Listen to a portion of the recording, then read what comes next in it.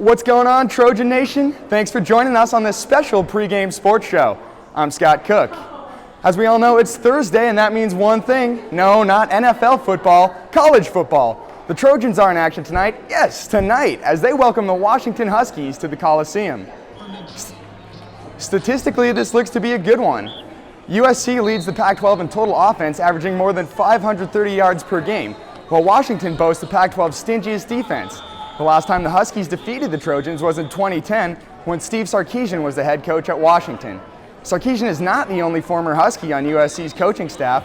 Defensive coordinator Justin Wilcox and DB's coach Keith Hayward also have some purple in their past. Regardless of who it is coming in this week, even though it is Washington, I had a great time there. My outlook is that we just got to do what we need to do to win. I respect those guys a bunch. I recruited them. They're good kids. They play hard. I know that I want to win, just like every other football game. So I think my feelings are really clear.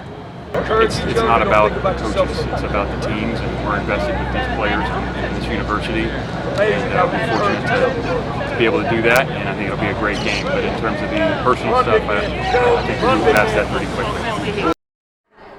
Sophomore speedster Adoree Jackson has been a superstar for the Trojans on defense and in the return game.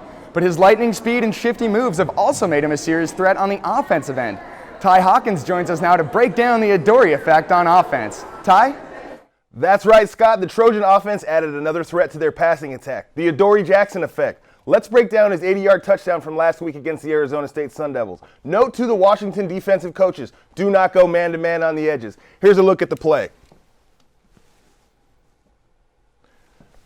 Joining Cody Kessler in the backfield is going to be Adoree, number 2 right here. Up top, we've got Juju Schuster-Smith, and down low, we've got Steven Mitchell. Look for Zach Banner to be an impact on this play as well. So with the hike, Cody Kessler right here, he's going to drop. What you do when you're an offensive receiver with the kind of talent that Juju has, he's going to come across the field right here. They're in man-to-man on the edges. Remember that, Washington. Underneath, Steven Mitchell's going to be right here down low, number 7. He's going to cross paths right here. But these two cornerbacks that are guarding these wide receivers, both of them are in man-to-man coverage. So big Zach Banner right here at the tackle position, he's going to go hit that guy right in the chest, and this guy's going to come right off the edge. Zach and him are engaged in contact. Here comes Adoree on a swing pass right here with plenty of real estate. As we talked about, the linebackers are in underneath. So that's going to bring an outside linebacker right here who's in a one-on-one matchup with Adoree. That is a nightmare. We mentioned number 7, Mitchell, coming underneath.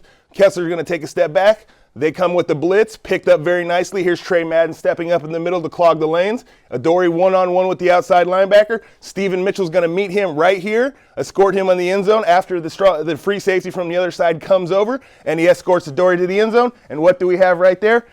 Touchdown, Trojans. With that, that is the Adoree Jackson effect. Back to you, Scott. Thanks for that, Ty. Well, tonight's game falls on a school night, and that has put USC students in a bit of a pickle. Many are debating whether to go to the game or to class. And since on-campus tailgating has been shut down for the night, tailgaters need to find new alternatives. Randall Newsome and Jody Sullivan caught up with some students to see what they've got planned for tonight. It's Thursday night football here at USC, and fans and students alike are trying to figure out who's going.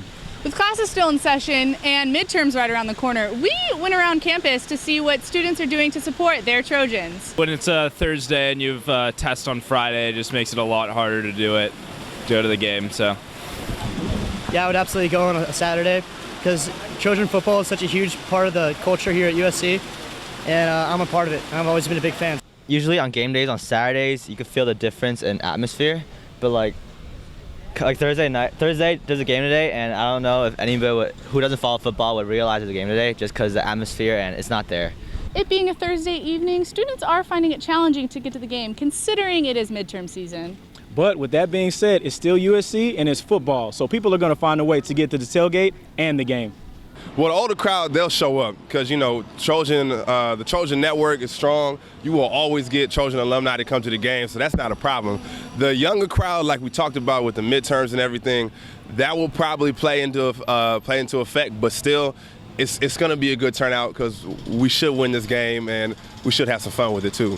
I love going to USC football. I've had season tickets for a while, and my daughter went here, and her roommate's